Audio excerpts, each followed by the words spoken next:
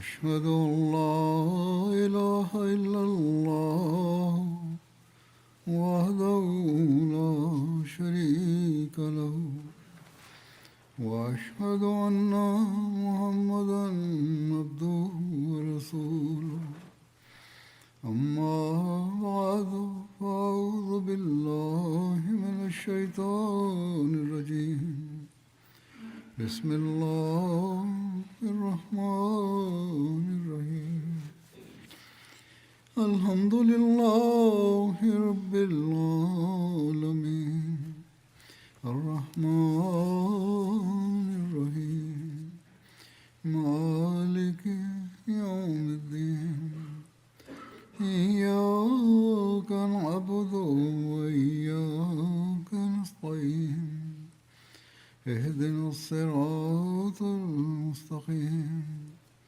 صراط الذين أنعمت عليهم غير المغضوب عليهم ولا الضالين.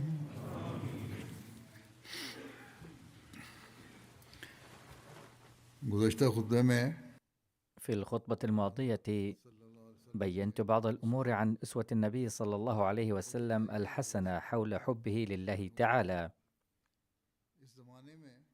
وفي العصر الراهن نرى لمحة من تلك المحبة الإلهية في أعمال الخادم الصادق لرسول الله صلى الله عليه وسلم، وفي أسوته لاتباع سيده وطاعته. هذه الأمثلة ملحوظة اليوم أيضا، أي أمثلة المعايير العليا لمحبة الله تعالى، وما نزل على المسيح الموعود عليه السلام من أفضال الله تعالى نتيجة ذلك الحب. كان الناس أيضا يشعرون بحبه لله تعالى، ولكن قبل بيان وقائع أخرى سأذكر كيفية هذه المحبة بكلمات سيدنا المسيح الموعود عليه الصلاة والسلام نفسه. فقال في أحد المواضع: لا أستطيع أن أذكر عملا لي كان جديرا بأن تتوجه إلي هذه العناية الإلهية، وإنما أشعر في نفسي أن قلبي منجذب بطبعه إلى الله بوفاء جذبا لا يمكن لشيء أن يحول دونه، فهي عنايته وحده التي تتمثل في منن الله علي.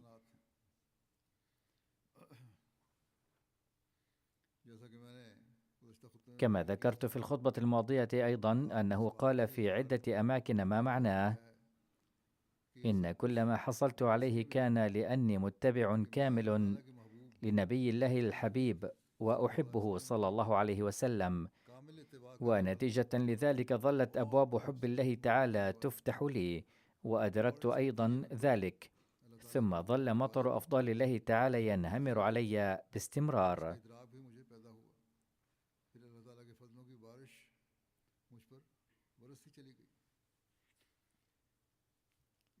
وفي ذكر حالة المسيح الموعود عليه السلام القلبية، قال الشيخ يعقوب علي عرفاني مبينا سيرته: لقد قال لي المسيح الموعود عليه الصلاة والسلام: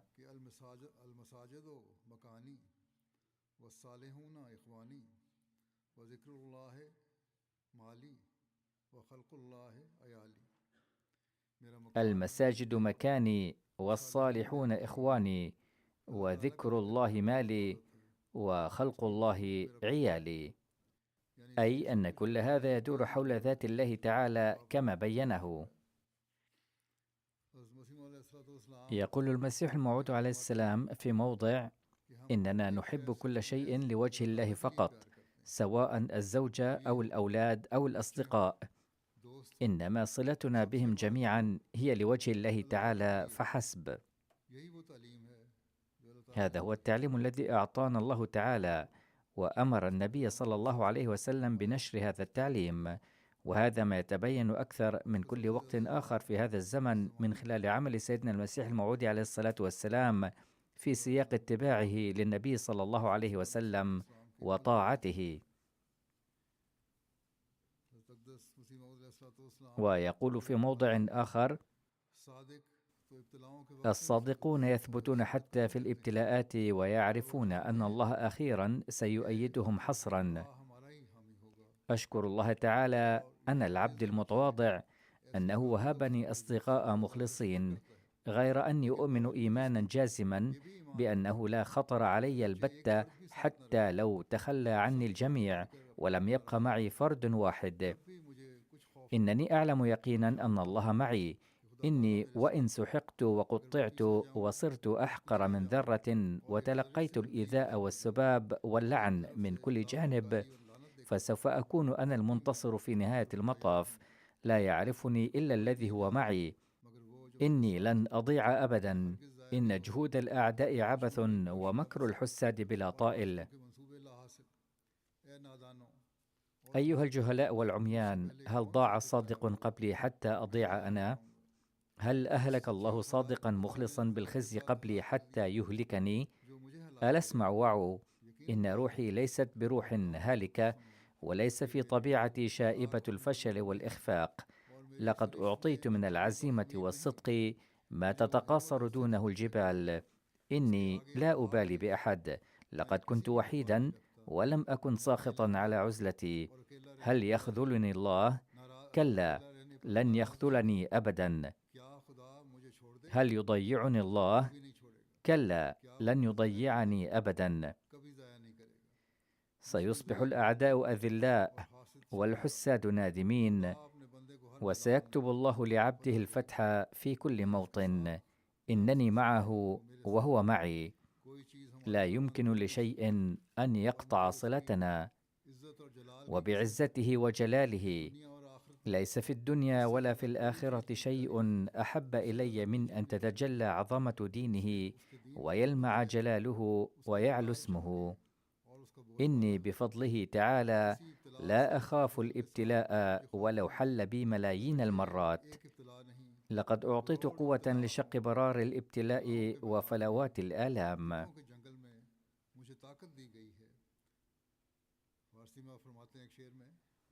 ويقول في بيت شعر بالفارسية: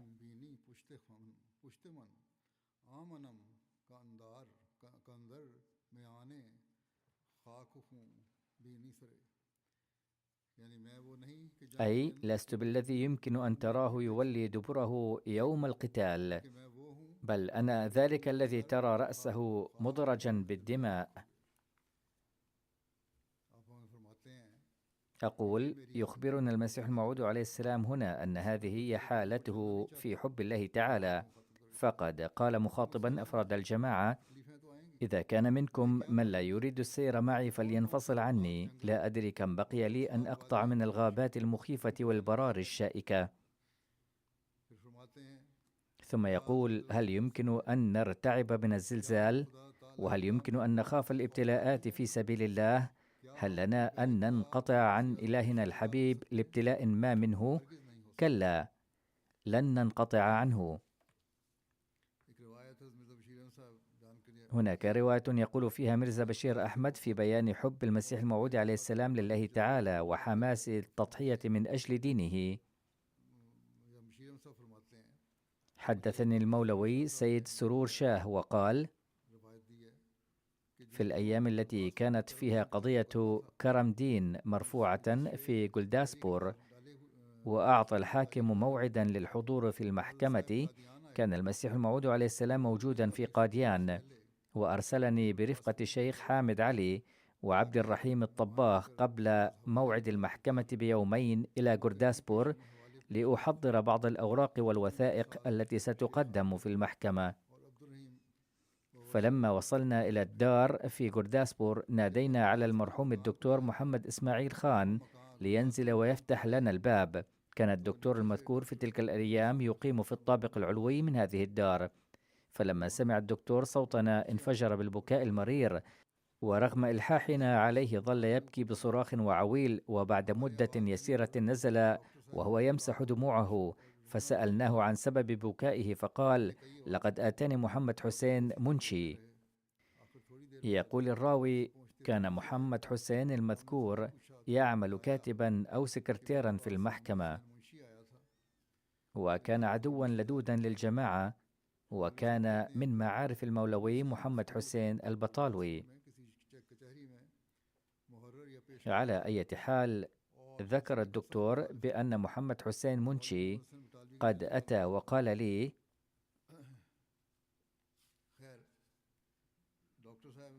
كان بالأمس اجتماع لأتباع ديانة الآريا، دعا فيه بعض الآريا أصدقائهم أيضا، وحضرته أنا أيضا مع صديق لي من الآريا.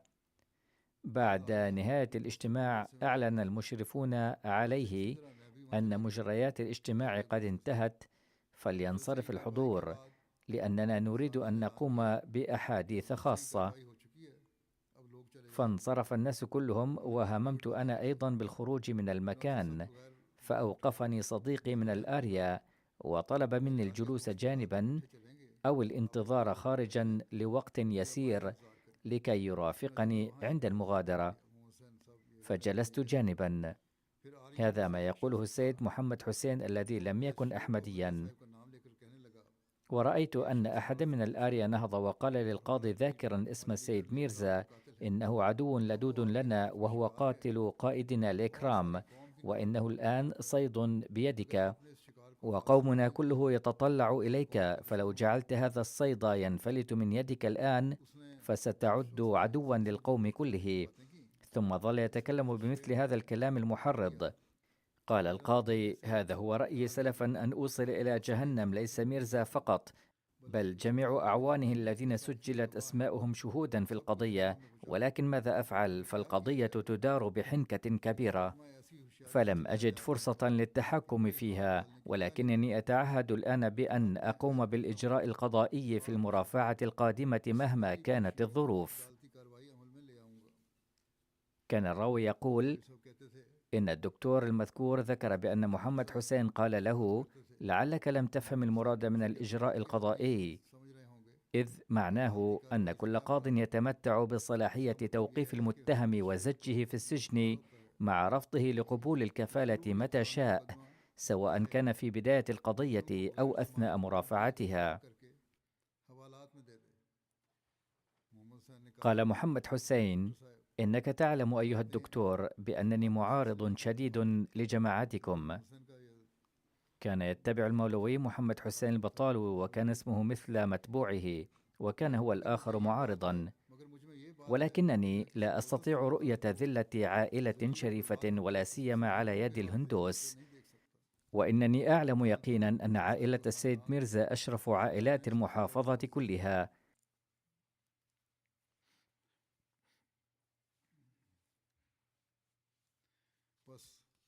لأجل ذلك فقد أبلغتكم الخبر، والآن عليكم أن تتخذوا الإجراءات اللازمة، وأرى أن المقترحين التاليين مفيدان بهذا الخصوص. أحدهما أن تتم المحاولة لنقل هذه القضية من هنا إلى المحكمة العليا في لاهور، وثانيهما ألا يحضر السيد ميرزا في المحكمة أثناء المرافعة القادمة، بل يجب أن يقدم شهادة طبية تبرر عدم حضوره. يقول الراوي: أصابنا خوف شديد عند ذكر الدكتور هذه القصة، فقررنا إرسال شخص إلى قاديان فورا لاطلاع حضرته على كل هذه الأحداث. كان الليل قد أظلم في ذلك الوقت. بحثنا عن عربة حصان فوجدنا عربات كثيرة، إلا أنه لم يقبل أحد الاستجابة لطلبنا بسبب المعارضة الشديدة للجماعة، ومع أننا عرضنا دفع 4 أضعاف الأجر المعتاد، إلا أنه لم يرضى أحد من أصحاب العربات الذهاب.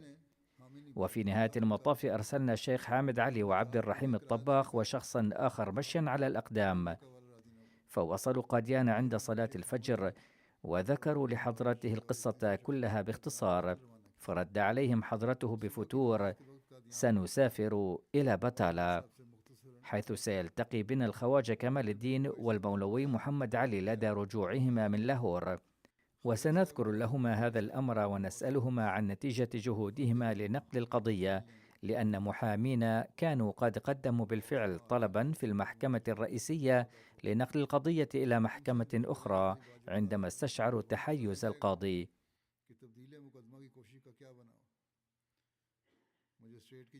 وصل حضرته في ذلك اليوم نفسه إلى بتالا، والتقى في القطار بالمولوي محمد علي والخواجة كمال الدين، اللذان أبلغاه عن عدم نجاح جهودهما لنقل القضية، أي لم يقبل ذلك الطلب الذي قدموه في المحكمة العليا لنقل القضية. ثم سافر إلى غورداسبور، ولم يذكر لهما شيئا عن الحدث المذكور أثناء الطريق، أي لم يخبرهما حضرته شيئا عما وصله من خبر. فلما وصل إلى المنزل في غورداسبور حيث كان مقررا إقامته، دخل غرفة منفصلة كالمعتاد واضطجع على السرير. يقول الراوي: أما نحن فكنا خائفين جدا مما سيحدث لاحقا، لأن القاضي كان قد أعطى موثقا لفعل شيء.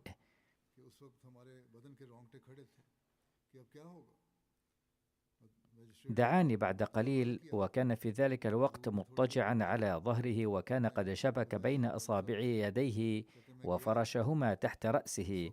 ولما دخلت عليه أقام ساعده على مرفقه وأسند رأسه على راحة يده مضطجعا على جنبه، وقال لي: لقد دعوتك لأسمع منك القصة كلها. لم يكن في ذلك الوقت في الغرفة غيرنا، اللهم إلا ميا شادي خان الذي كان واقفا على الباب. قصصت له القصة كلها، وذكرت له كيف وجدنا الدكتور إسماعيل خان باكيا لدى وصولنا إلى هناك، وكيف ذكر الدكتور المذكور مجيء منشي محمد حسين إلى هنا، ثم ما رواه محمد حسين أيضا. ظل يستمع إلى القصة صامتا، فلما ذكرت قول الآرية عنه بأن حضرته صيد في يد القاضي، نهض فجأة وجلس على السرير، وابرقت عيناه واحمر وجهه، وقال: أفيظنون أنني صيد؟ لست صيدا بل أسد، ولست أسدا عاديا بل أسد الله. وهل يقدر أحد على بسط يده نحو أسد الله؟ فليفعل ذلك إذا كان يستطيع. كان صوته قد علا كثيرا عند تلفظه الكلمات الأخيرة، لدرجة أن الموجودين خارج الغرفة أيضا تفاجؤوا وانتبهوا إلى هذه الناحية، إلا أنه لم يدخل أحد الغرفة. لقد ردد كلمات أسد الله عدة مرات، وفي ذلك الوقت كانت عيناه المطرقتان والمغمضتان دوما قد انفتحتا كلية، وتبدوان كعيني الأسد، وتبرقان كجمرتين مشتعلتين، وكان وجهه قد احمر مبهرا الناظر إليه. ثم قال: ماذا أفعل؟ لقد قدمت نفسي أمام الله تعالى، وقلت له بأنني مستعد لألبس من أجل دينك السلاسل الحديدية في يدي وقدمي أيضا، إذ لن يحدث شيء كبير لي ولا أبالي به، ولكنه يقول: كلا، بل أنقذك من كل ذلة وأبرئك بكل عزة. ثم ظل يتكلم بكل حماس حول موضوع المحبة الإلهية قرابة نصف ساعة. كان لدى حضرته تصور عجيب عن التضحية في عشق الله تعالى ومحبته، كم كانت ثقته بالله تعالى، وكانت هي نتيجة المحبة الإلهية التي كان يكنها، وكان على يقين تام لكونه يحب الله تعالى ومستعد للتضحية بكل شيء من أجله، فإن الله تعالى لن يضيعه. وهناك حادثة أخرى مشابهة للحادثة السابقة. فاجأ ناظر الشرطة كوبتان ليمار تشند بقدومه إلى قاديان للتفتيش بصدد قضية قتل ريكرام. فلما أطلع بذلك مير ناصر نواب أسرع إلى المسيح الموعود عليه السلام في غاية الاضطراب، وأخبر حضرته بكل صعوبة لشدة انفعاله قائلا: جاء ناظر الشرطة بأوامر الاعتقال ومعه الأغلال وهو في الطريق إليكم. كان حضرته يؤلف عندئذ كتابه نور القرآن، فرفع رأسه مبتسما وقال لمير ناصر نواب بكل اطمئنان: يلبس الناس أسوارا من الذهب والفضة من أجل أفراحهم الدنيوية، أما نحن فسنحسب إن اعتقلنا أننا لبسنا أسوارا من الحديد في سبيل الله. وبعد برهة قال متيقنا: لكن لن يحدث شيء كهذا، إن لحكم الله في الدنيا مصالح خاصة، وإنه عز وعلا لا يرضى لعباده المصطفين مثل هذا الهوان. وهذا ما حدث على الصعيد الواقع، فلم يفلح هؤلاء القادمون في مرامهم. كذلك هناك رواية كتبها المولوي عبد الكريم يقول فيها: ذات يوم قال حضرته في جلندر، في أيام الابتلاء أخشى على بعض ضعاف القلوب من أبناء الجماعة. قال حضرته: أقلق من أجل ضعاف القلوب من أبناء الجماعة، أي أتعرض للابتلاءات وترفع ضد القضايا وتثور المعارضة ضدي وضد الجماعة أيضا.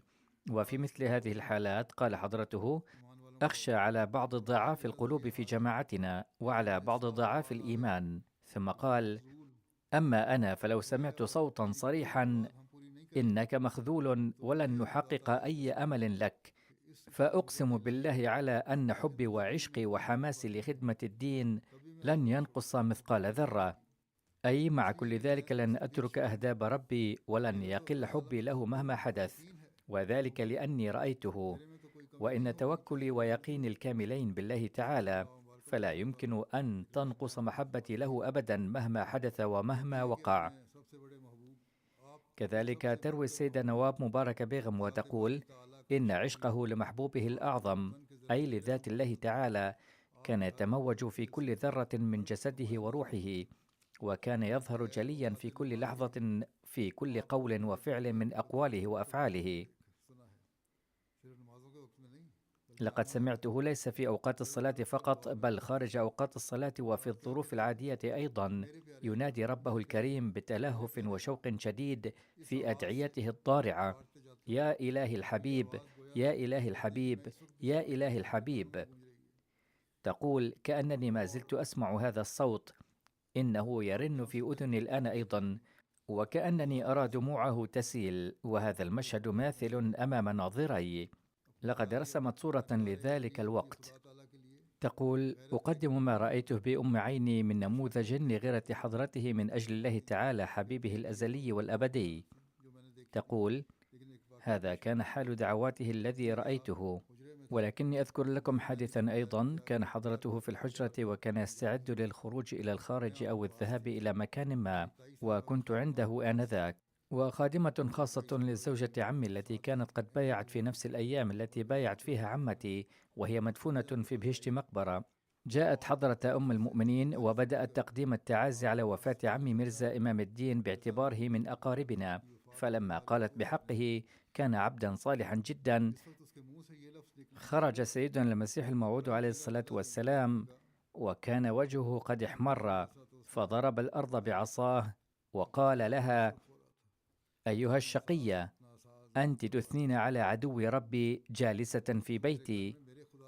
كان ميرزا إمام الدين قد انحرف عن الإسلام وكان يستهزئ بالله، لذا لم تقبل غيرته أن يذكره أحد جالسا في بيته. تقول السيدة نواب مبارك بيغم: كان في صوته جلال قد جعل تلك السيدة تنصرف من هناك على الفور. كان ميرزا إمام الدين ملحدا، فمتى كان يقبل حضرته أن يمدح ملحد لهذه الدرجة في بيته؟ لقد قضى حياته منذ الطفولة إلى الشباب في حب الله تعالى اتباعا لسيده محمد المصطفى صلى الله عليه وسلم. يقول حضرة ميرزا بشير أحمد: روى أحد المزارعين السيخ الذي نقل رسالة جدي لسيدنا المسيح الموعود عليه السلام بشأن وظيفة، وبيانه أن مسؤولا كبيرا أو زعيما قال لجدي أي لولد المسيح الموعود عليه السلام: سمعت أن لك ابنا صغيرا أيضا لكنني ما رأيته قط. فقال له جدي مبتسما: أجل، إن لي ولدا صغيرا، إلا أنه قلما يتراءى للناس على شاكلة العرائس حديثا.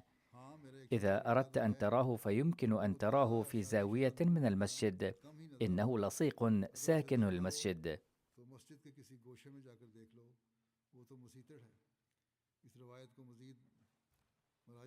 لقد كتب هذه الرواية السيد معراج الدين بشيء من التفصيل، فقال له: اذهب إلى المسجد وابحث عنه عند خزان الماء والحنفيات للوضوء، وإن لم تجده هناك فلا ترجع يائسا، بل ادخل المسجد وتحره في زاوية منه، وإن لم تجده هناك فلا ترجع يائسا، بل ابحث عنه في الصفوف المطوية، فربما طواه أحدهم في الصف لأنه ميت في حياته، إذ قد تفانى في الله لدرجة إذا لفه أحدهم في صف فلن يتحرك ولن يشعر بذلك. وكذلك قد ذكر ميرزا بشير أحمد رواية أخرى فقال: لقد ذكر لي الحاج عبد المجيد اللوديانوي إن حضرته كان في لودهيانا وكان في بيت شجرة النيم، ولما كان الفصل خريفا كانت أوراقها خضراء خلابة، فقال لي حضرته: يا حاج، انظر إلى أوراق هذه الشجرة، ما أجملها. يقول الحاج المحترم: إني لاحظت أن عيني حضرته كانتا تفيضان بالدموع، إذ كان قد تذكر قدرة الله وحبه، ففاضت عيناه بالدموع. يقول سيدنا المصلح الموعود رضي الله عنه: كان هناك أحمدي مخلص جدا، وكانت له علاقة قوية مع حضرته، لكن حضرته ظل ساخطا عليه لمدة 20 سنة قبل بيعته، لأنه كان قد انزعج منه كثيرا على صدور تصرف منه، وتفصيل ذلك أن ابنه كان قد توفي، فذهب إليه حضرته برفقة أخيه لتقديم التعازي. فكان من عادة ذلك الرجل أنه كلما جاء شخص من أصدقائه المخلصين لتقديم التعازي عانقه أجهش بالبكاء. فبحسب ذلك قال أثناء عناقه أخا حضرته باكيا: لقد ظلمني الله كثيرا. فعندما سمع حضرته هذا القول كرهه أشد الكراهية، حتى لم يكن يرضى ليراه، ثم وفقه الله لاحقا للخروج من تلك الجهالات.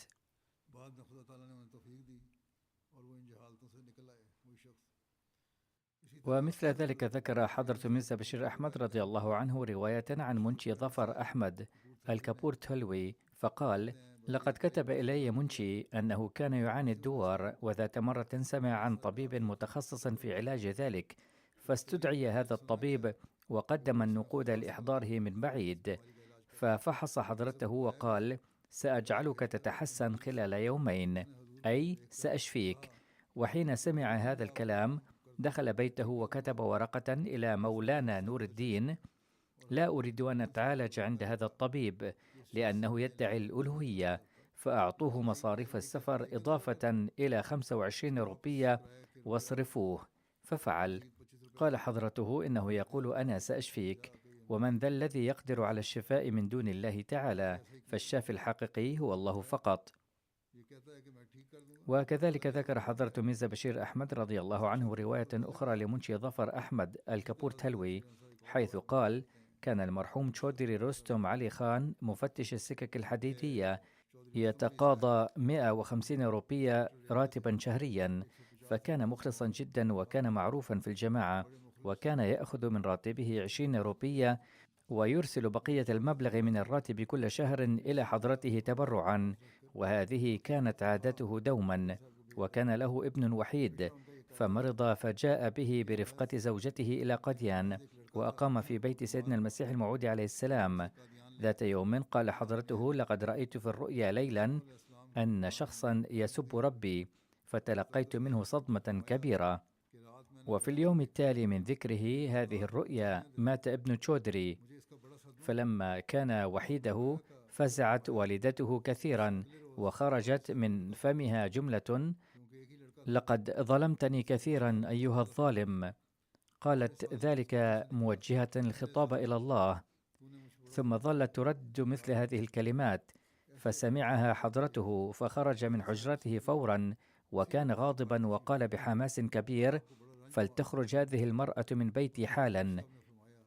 فنصحتها والدة الدكتور مير محمد إسماعيل، وكانت ذكية ومتفهمة، وقالت لها إن حضرته ساخط جدا، فتابت وطلبت العفو، وقالت: لن أبكي الآن. فجاءت والدة مير المحترم حضرته وطلبت منه العفو لها، قائلة: لقد تابت وتوقفت عن البكاء. فقال حضرته: دعيها تبقى، ودبروا للولد الكفن والدفن.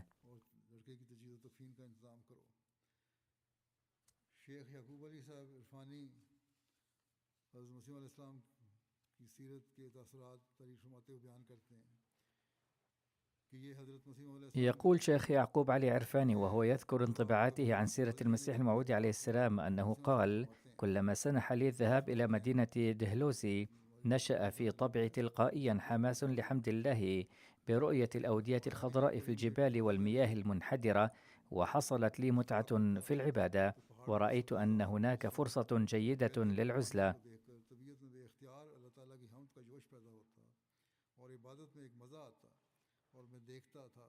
कि तन्हाई के लिए वहाँ अच्छा मौका मिलता है। इसी तरह इस लज़्ज़त और इश्क व मोहब्बत का जिक्र करते हुए आपने وكذلك قال في موضع عن هذه اللذة والعشق والحب: يودع في قلوبهم حب إلهي لذيذ يتربى بلذة الوصال، وإذا مزقت قلوبهم أي محبي الله ودقت في هاون المصاعب وعصروا في معاصر قوية فلن يكون عصيرهم غير الحب الإلهي. أي إذا سحقتم أو طحنتم قلوب الذين يحبون الله أو عصرتموها في معصرة فلن تجدوا هناك شيئا سوى حب الله.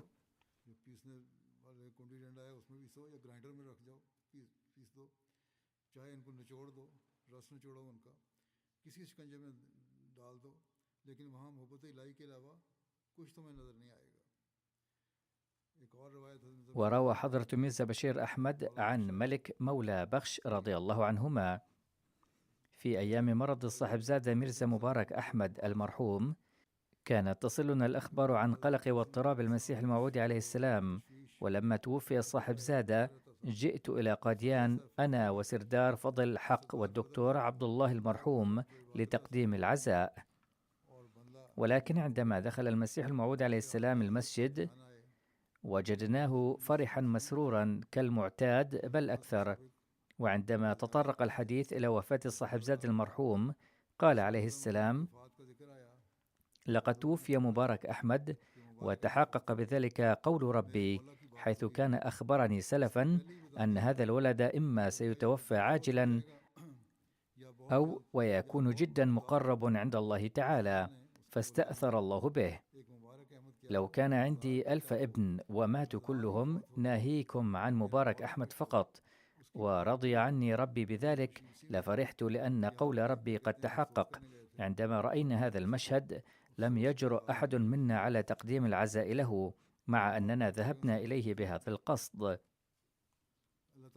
وكتبت حضرة نواب مبارك بيغم عن المسيح الموعود عليه السلام: كان عشقه الصادق لله تعالى متجليا في شخصه المبارك دائما. لقد رأيته ذات مرة يدعو الله تعالى ببكاء وابتهال وهو ينادي مولاه الحبيب بمنتهى الحرقة ويردد مرة بعد أخرى: يا إله الحبيب، يا إله الحبيب. لقد رأيت هذا بأم عيني. كان عاشقا لرسول الله صلى الله عليه وسلم وعاشقا لربه الأعلى، وكان نور عشقه لله تعالى متجليا في وجهه وجاريا على لسانه، وكانت ينابيع ذلك النور تتفجر من لسانه، ولكن العميان لم يستطيعوا أن يروه. لما أراد حضرة منشي أحمد جان الصوفي الكبير الشهير من لودهيانا أن يذهب للحج كتب سيدنا المسيح الموعود عليه الصلاة والسلام إليه قبل ذهابه للحج رسالة قال له فيها: هناك طلب متواضع من هذا العبد المتواضع، وهو أنه عندما تتيسر لك زيارة بيت الله بفضل الله فأرجوك أن تدعو الله تعالى في ذلك المقام المبارك نيابة عني أنا الأحقر من عباد الله، رافعا أيادي المسكنة والغربة بمنتهى حضور القلب وبالكلمات التالية: يا أرحم الراحمين، إن عبدك هذا الحقير الغير الصالح لشيء الخطاء غير الكفئ والذي اسمه غلام أحمد والساكن في بلاد الهند في أرضك يتضرع إليك أن يا أرحم الراحمين ارضى عني واغفر لي خطياتي وذنوبي فإنك أنت الغفور الرحيم، ووفقني لأعمل عملا ترضى به عني رضا كبيرا، وباعد بيني وبين نفسي كما باعدت بين المشرق والمغرب، واجعل حياتي ومماتي وكل قوتي مسخرة في سبيلك، وأحيني في حبك وأمتني في حبك، وبعثني في زمرة محبيك الكاملين. ويا أرحم الراحمين أنجز بفضلك العمل الذي جعلتني مأمورا لنشره، وأكمل المهمة التي خلقت في قلبي الحماس لإنجازها، وأقم بيدي حجة الإسلام على أعداء الإسلام وعلى كل أولئك الذين يجهلون محاسن الإسلام، واحفظ هذا العبد المتواضع وأصحابه التابعين المخلصين في كنف مغفرتك ومنتك، وتولهم في الدين والدنيا، وانقلهم جميعا إلى دار الرضا، وصل وسلم وبارك على رسولك الكريم وعلى آله وأصحابه أكثر فأكثر. لقد قرأت عليكم فقرات من هذا الدعاء ولعل بعضا منها لم تقرأ. على كل حال، إن حضرة منشي أحمد جان قام بهذا الدعاء مع أصحابه في بيت الله وفي عرفات يوم الحج الأكبر في ذلك العام، كما أمره سيدنا المسيح الموعود عليه الصلاة والسلام. ونرى كيف أن كل كلمة من هذا الدعاء تزخر بحب الله تعالى وتتجلى بمحبته لله الواحد، ونرى كيف أن كل لفظ من هذا الدعاء يفيض بعشقه لله تعالى. يقول سيدنا المسيح الموعود عليه الصلاة والسلام: أما أنا فأقول لو قيل لي بأني سأعاقب حتما ويقينا على حبي وطاعتي لله أشد العقاب، فأقول حلفا بالله إني قد أعطيت فطرة هي مستعدة لتجشم كل هذه المصائب والبلايا بمتعة وحماس وحب وشوق.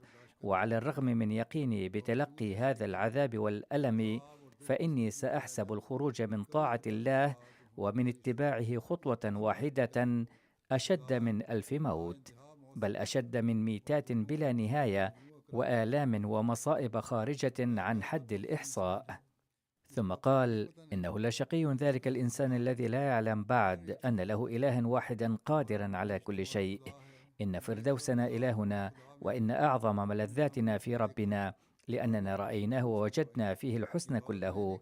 إن هذا الكنز لجدير بالاقتناء ولو افتدى الإنسان به حياته، وهذه الجوهرة لحارية بالشراء ولو ضحى الإنسان في طلبها بكل وجوده. أيها المحرومون، هلموا إلى هذا الينبوع سراعا، فإنه سيروي عطشكم. إنه ينبوع الحياة الذي سينقذكم. ماذا أفعل؟ وكيف أقر هذه البشارة في القلوب؟ وبأي دف أنادي في الأسواق بأن هذا هو إلهكم حتى يسمع الناس؟ وبأي دواء أعالج حتى تنفتح للسمع آذان الناس؟ إن كنتم لله فاعلموا يقينا أن الله لكم. ستكونون نياما ويسهر الله عليكم، وستكونون في غفلة من العدو، ويكون الله له بالمرصاد ويدمر مكايده. إنكم لا تعلمون حتى الآن ما يملكه إلهكم من قدرات، ولو كنتم تعلمون لما طلع عليكم يوم تصابون فيه بالقلق الشديد من أجل دنياكم. هل يبكي صاحب الكنز العظيم ويصرخ ويشارف الموت لضياع مليم واحد؟ لو كنتم مطلعين على هذا الكنز، أعني لو علمتم أن إلهكم سيغنيكم عند كل حاجة، لما أصابكم الهم لهذه الدرجة من أجل دنياكم.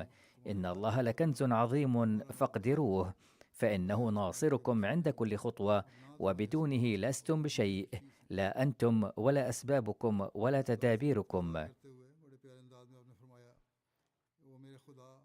ثم يقول عليه السلام معبرا بمنتهى الروعة عن حبه لله تعالى: يا ربي، يا مولاي، يا حبيبي، يا مالكي، يا محبوبي، ويا معشوقي. يقول الناس لي: إنك كافر، ولكن هل يمكن أن أجد أحب إلي منك حتى أتركك من أجله؟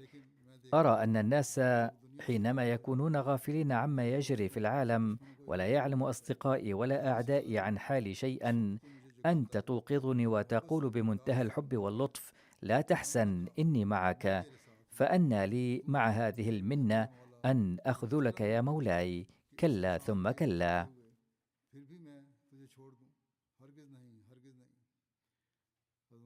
يقول سيدنا المسيح الموعود عليه الصلاة والسلام: إني لا أستطيع أن أحصي تلك الآيات التي أعرفها أنا. أعرف أنك أنت إلهي، يقول مخاطبا ربه، لذا فإن روحي تقفز لدى سماع اسمك كما يقفز الرضيع برؤية أمه. ولكن معظم الناس لم يعرفوني ولم يقبلوني. فكانت هذه هي المحبة الإلهية والعشق الإلهي الذي تولد في حضرة المسيح الموعود عليه السلام نتيجة اتباعه لسيده صلى الله عليه وسلم. وقد أوصى به حضرته جماعته أيضا، فقد قال حضرته: كونوا مستعدين لكل تضحية، فإذا ضحيتم من أجل الله تعالى وأظهرتم له المحبة وأديتم حقها، فإن الله تعالى سيحبكم بحيث يحميكم من كل عدو ويحفظكم من كل شدة. وكل ما تقومون به من أجل رضاه سبحانه سيجازيكم الله تعالى عليه جزاء لا حصر له في هذه الدنيا وفي الآخرة. جعلنا الله تعالى أمثال أحبائه هؤلاء المحبين له. لقد بدأت السنة الجديدة منذ أمس ويهنئ الناس بعضهم بعضا، فادعوا أن تكون لنا هذه السنة سنة بركات لا تحصى، وأن يحبط الله تعالى مخططات المعارضين والأعداء ويفشلها، وأن يفيض على الجماعة مزيدا من التقدم والازدهار.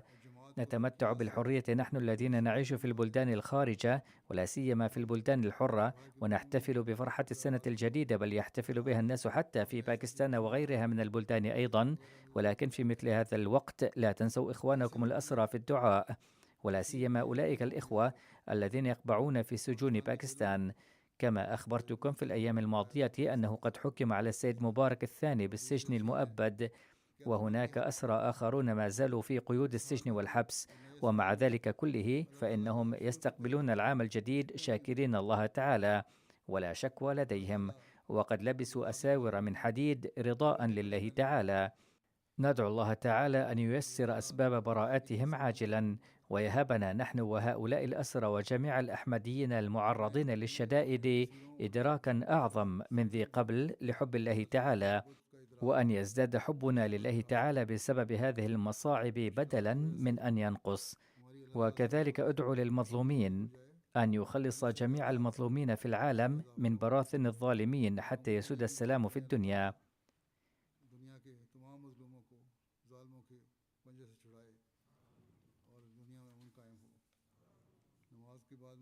بعد الصلاة سأصلي أيضا صلاة الغائب على 3 مرحومين. الذكر الأول هو للسيدة ريحانة باسمة، وهي زوجة السيد أحمد ناصر، توفيت في الأيام الماضية عن عمر يناهز 90 عاما. إن لله وإنا إليه راجعون. كانت منخرطة في نظام الوصية بفضل الله تعالى. هي ابنة حفيد حضرة المسيح الموعود عليه السلام، وحفيدة حضرة ميرزا سلطان أحمد، وابنة حضرة ميرزا عزيز أحمد، وحفيدة حضرة مير إسحاق من الأم. بعد الزواج ذهبت مع زوجها إلى شرق إفريقيا وأقامت في كينيا، وهناك أيضا قامت بأعمال اللجنة وخدمت الجماعة كثيرا في تنظيم اللجنة. لها ابنان من الواقفين، سيد طاهر أحمد الناظر الإضافي للنشر في الجماعة بربوة، سيد مظفر أحمد، وهو أيضا واقف الحياة يعمل في نظارة الأملاك.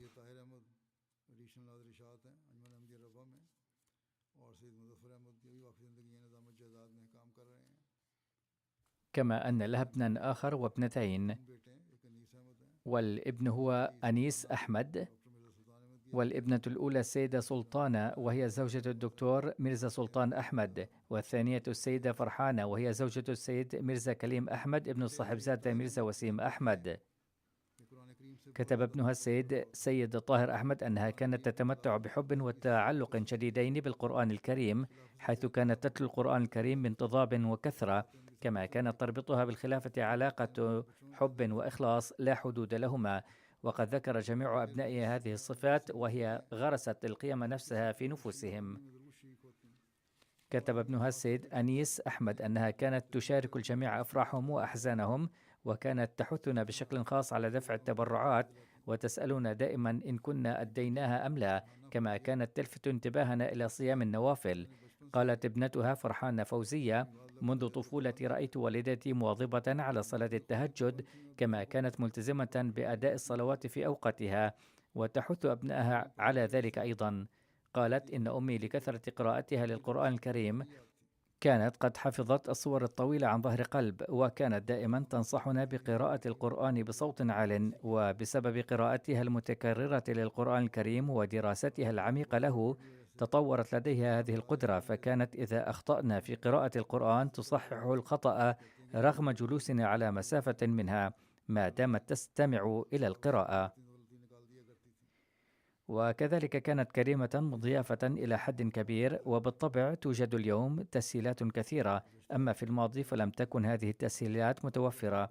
ففي فصل الشتاء مثلا لم يكن الماء الساخن متاحا عبر السخان أو الغلاية، بل كان لابد من الاستيقاظ صباحا باكرا وتسخينه، ومع ذلك كانت تحرص على توفير الماء الساخن للضيوف من أجل الوضوء. كان زوجها سيد أحمد نجل الدكتور مير إسماعيل صديقا لحضرة خليفة المسيح الرابع رحمه الله تعالى، وكان حضرته عندما يسافر ويمكث في بيتهم، وقد ذكر حضرة الخليفة الرابع رحمه الله بنفسه أنها كانت تنهض في الصباح الباكر لتسخين الماء له للوضوء وتضعه في الحمام. وذات يوم عزمت على الاستيقاظ مبكرا وتسخين الماء بنفسي حتى لا تتكبد عناء ذلك، ومع أنني بحسب ظني استيقظت في وقت مبكر جدا، إلا أنني وجدت أن الماء الساخن كان قد وضع هناك مسبقا، وعلى الرغم من أنها واجهت صعوبات مالية كثيرة فإنها أدارت بيتها بحكمة.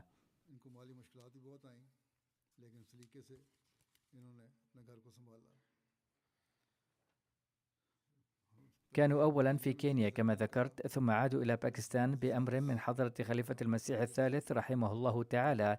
وعند قدومهم هناك لم تكن الأحوال كما كانت من قبل، غير أنهم تحملوا كل شيء بسرور وصبر.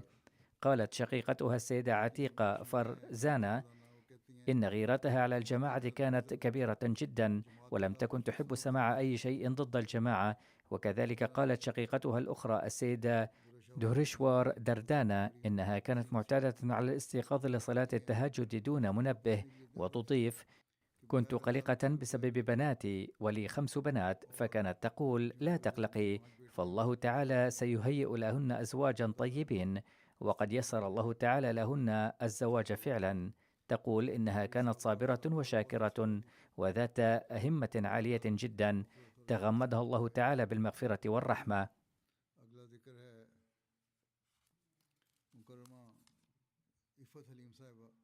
الذكر التالي للسيدة عفة حليم، الرئيسة الوطنية السابقة للجنة إماء الله ليبيريا، كانت زوجة الدكتور عبد الحليم الواقف للحياة المسؤول عن عيادة مندرويه في ليبيريا. مرضت، بل ربما ذهبت إلى هولندا للعلاج. توفيت في 21 من كانون الأول ديسمبر عن عمر يناهز 59 عاما. إن لله وإنا إليه راجعون.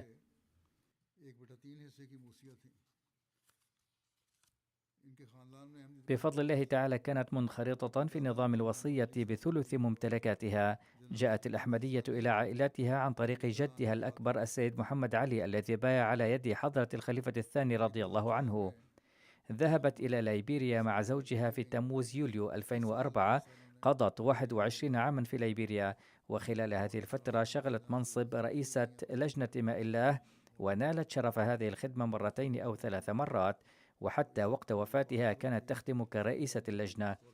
كانت مواظبة على صلاة التهجد ومحافظة على الصيام، ملازمة لتلاوة القرآن الكريم، وتظهر حبا وارتباطا عميقين بالخلافة. أدت مسؤولياتها في اللجنة بإخلاص كبير، وشاركت بنشاط في المساهمات المالية، وأكثرت من الصدقات وأعمال الخير. كانت مفعمة بروح حسن الضيافة، ومتحلية بالأخلاق الحسنة، ومكرسة لخدمة الإنسانية المتألمة. كانت امرأة صالحة جدا. لم تكن فقط شغوفة بتلاوة القرآن الكريم بنفسها، بل كانت تنظم دروسا خاصة للنساء وتعلم الأطفال القرآن الكريم، ثم تقيم لهم حفلات ختم القرآن.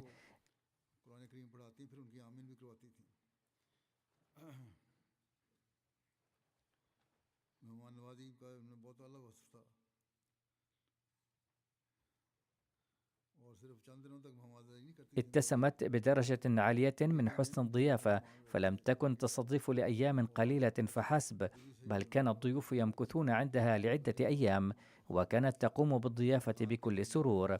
وفي شهر رمضان كانت تحرص بانتظام على تنظيم وجبات السحور والإفطار للمحتاجين. كل من عرفها كان يذكر هذه الصفة فيها بكثير من المحبة. السيدة عارفة، وهي رئيسة أحد فروع الجماعة، تقول عن مواظبة المرحومة على الصلوات: إذا أتيحت لها فرصة الذهاب إلى المنزل التزمت بالصلاة في وقتها، وحتى أثناء العمل إذا حان وقت الصلاة كانت تقول: سنصلي أولا ثم نواصل العمل بعد ذلك. ولم تقل بأي حال من الأحوال أن ننهي العمل أولا ثم نصلي. الصلاة أولا ثم نواصل باقي العمل.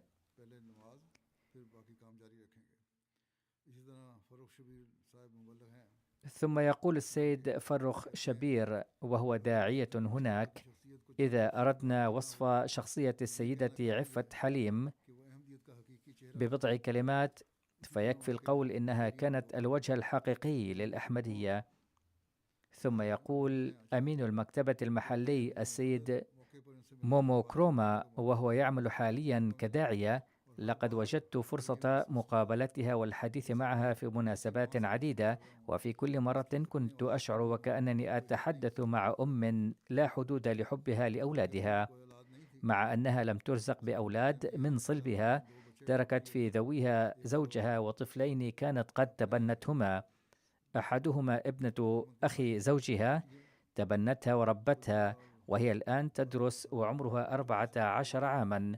والآخر ولد ليبيري اسمه أحمد مسرور سنغبا، تبنته في السن المبكرة وربته وعلمته كأحد أبنائها، وهو حاليا طالب في الدرجة 5 في الجامعة الأحمدية الدولية في غانا.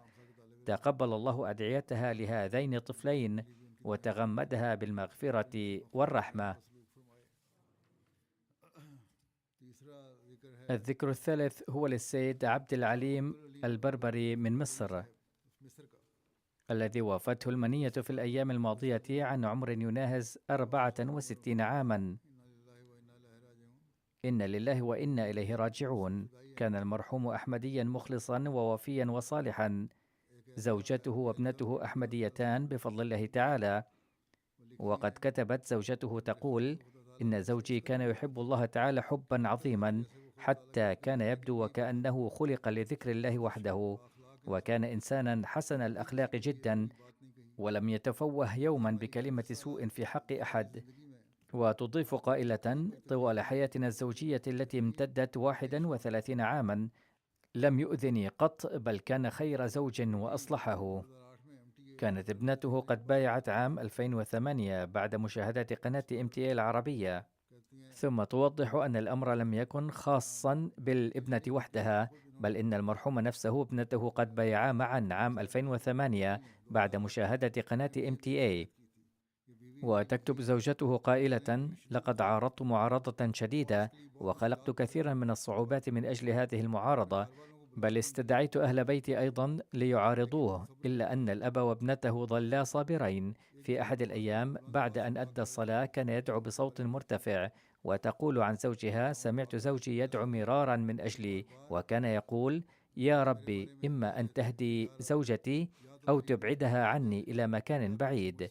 وتقول: لقد تأثرت كثيرا بهذا الدعاء، لكني لم أخبره بذلك، وبدأت أنا أيضا أدعو، وأخيرا بعد شهر واحد وبفضل الله تعالى نلت انشراح الصدر ووفقت للمبايعة. فالذين يقولون إنهم لا يجدون هداية، فإن من يطلب الهداية بنية صادقة فإن الله تعالى يهديه حتما.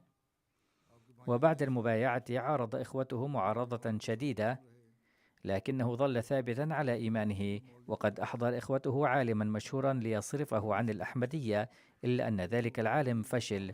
وتكتب زوجته أن زوجها أجاب بطريقته الخاصة قائلا: إن صدق المسيح الموعود عليه السلام قد أصبح واضحا لي غاية الوضوح، وقد ترسخ في قلبي ترسخا لا أستطيع معه الرجوع عن إيماني، لأنني عن طريق المسيح الموعود عليه السلام نلت المعرفة الحق بالله تعالى، ولا أستطيع أن أتركها بأي ثمن. وهذا تعبير عن محبة الله تعالى، وكيف أن المسيح الموعود عليه السلام قد غرس هذه المحبة في قلوب الناس أيضا. وكان كثير المجاهدة في العبادة.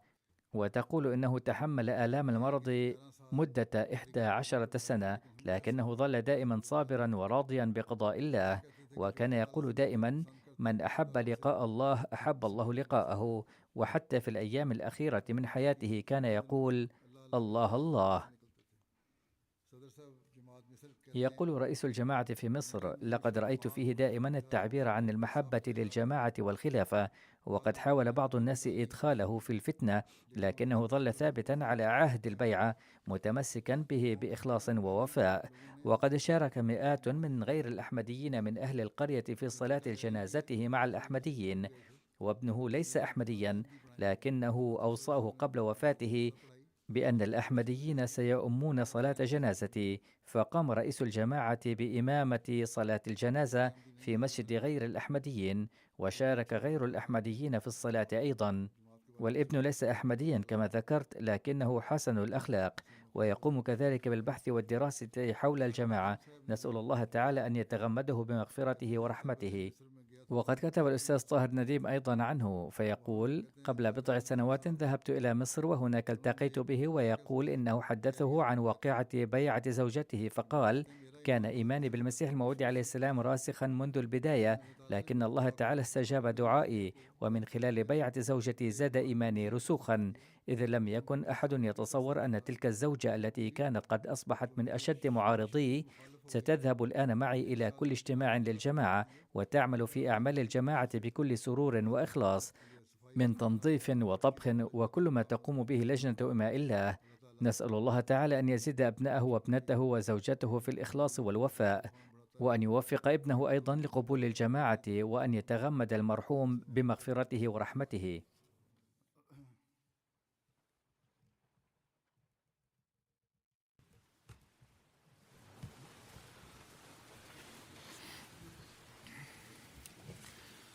الحمد لله نحمده ونستعينه ونستغفره ونؤمن به ونتوكل عليه ونعوذ بالله من شرور أنفسنا ومن سيئات أعمالنا، من يهده الله فلا مضل له ومن يضلل فلا هادي له، ونشهد أن لا إله إلا الله ونشهد أن محمدا عبده ورسوله. عباد الله رحمكم الله، إن الله يأمر بالعدل والإحسان وإيتاء ذي القربى وينهى عن الفحشاء والمنكر والبغي، يعظكم لعلكم تذكرون. اذكروا الله يذكركم وادعوه يستجب لكم ولذكر الله أكبر.